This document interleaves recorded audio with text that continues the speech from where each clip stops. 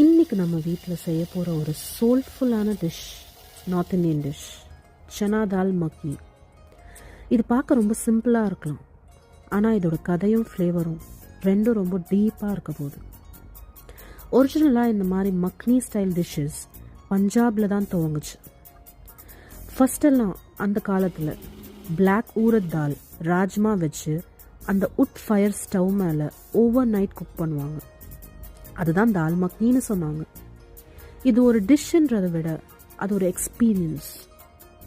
அந்த பட்டரோட ரிச்னஸ், அந்த சிம் பண்ணி அந்த மசாலாவோட டிப்த், அந்த வீட்டோட ஃபுல் கிச்சனையே ஃபில் பண்ணுறோம்.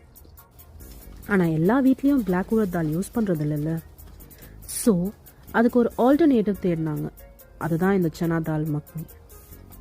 சனா தால் அதுக்கு நேச்சுரலாகவே ஒரு நட்டியாக ஃப்ளேவர் இருக்குது. அதில் இந்த creamy tomato base, ginger garlic paste, ஸ்லோவாக சாட்டே பண்ண இந்த ஸ்பைசஸ், கொஞ்சம் கஸ்தூரி மேத்தி எல்லாம் சேர்ந்து அதை ஃபைனலாக ஒரு ஸ்பூன் ஃபுல்லாக ஃப்ரெஷ் க்ரீமோட கார்னிஷ் பண்ணும்போது அது ஒரு ஹக் மாதிரி இருக்கும். சொல்லவே வார்த்தை கிடையாது. வீட்டில் அம்மா ஸ்லோவாக குக் பண்ண அந்த ரசம் சாதம்க்கு எவ்வளோ ஹைப் இருக்கோ அதே மாதிரி இந்த டிஷ்ஷுக்கும் ஒரு பேஷன்ஸ் தேவை. அப்போ தான் அந்த ஹைப் கிடைக்கும். அந்த சிம்மில் ஃபுல்லாக குக் ஆகும்போது அதோட ஃப்ளேவர் கிச்சன் ஃபுல்லாக ரிலீஸ் ஆகும்போது சொல்ல வார்த்தையே இல்லை. இந்த சனா தால் மக்னின்றது ஒரு சைட் டிஷ்னு சொல்ல மாட்டேன். இது ஒரு நஸ்டால்ஜிக் ஃபீலிங். ஒரு ஸ்பூன் ஃபுல்லாக எடுத்து அது ஒரு பட்டர் சாஃப்ட்னஸ் இருக்கும்.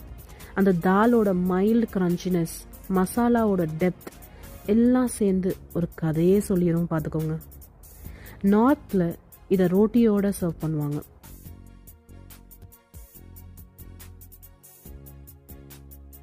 ஆனால் நம்ம வீட்டில் இதை ஜீரா ரைஸோட கொஞ்சமாக கீ போட்டு இந்த மக்கனியோட சாப்பிடும் போது வேற லெவல் ஹாப்பினஸ்.